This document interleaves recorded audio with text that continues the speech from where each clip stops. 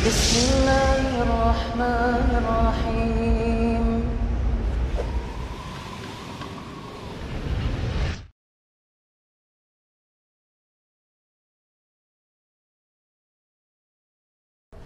Kamar teh antum teh pan ngalamar kerjaan kumaha eta hasilna?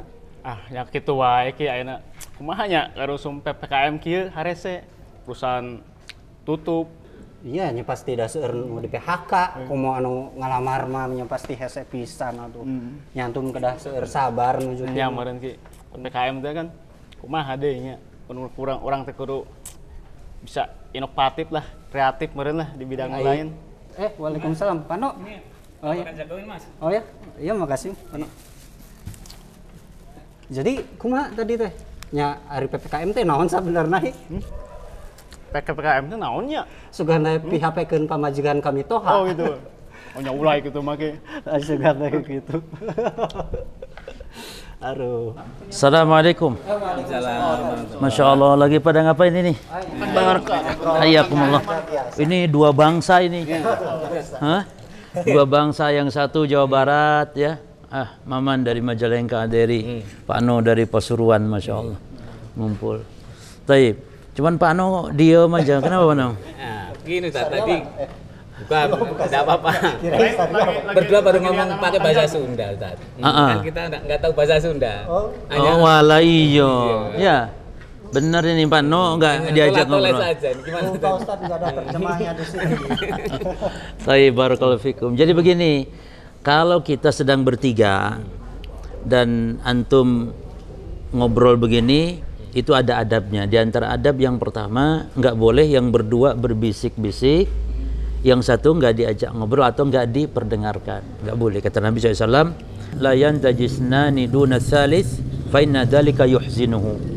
Kata Nabi, kalau sedang bertiga, maka yang dua jangan berbisik. Karena nanti yang ketiga itu akan membuat dia sedih.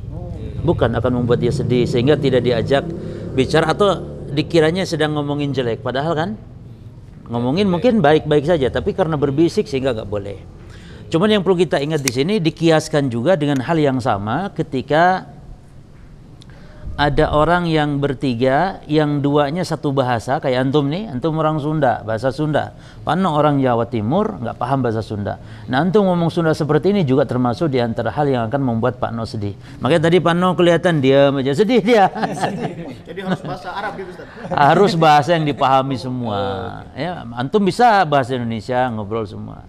Nah ini juga di antara apa yang harus kita pelajari di sini adalah yang menarik ketika bertiga, karena kalau bertiga yang satu orang ini sedih. Beda kalau antum berempat. Nah kalau berempat boleh antum berdua berbisik atau berdua ngomong bahasa Sunda, Pak No kan ada temannya ngomong juga, nggak masalah. Kalau berempat, maka dalam hadis ya, idza kanu salasah, apabila dia bertiga. Berarti kalau lebih dari 3 orang berempat, nggak masalah yang berdua orang bisik-bisik pun. Ya, atau yang berdua mungkin bahasa dengan bahasa lain daerah tidak masalah. Ya.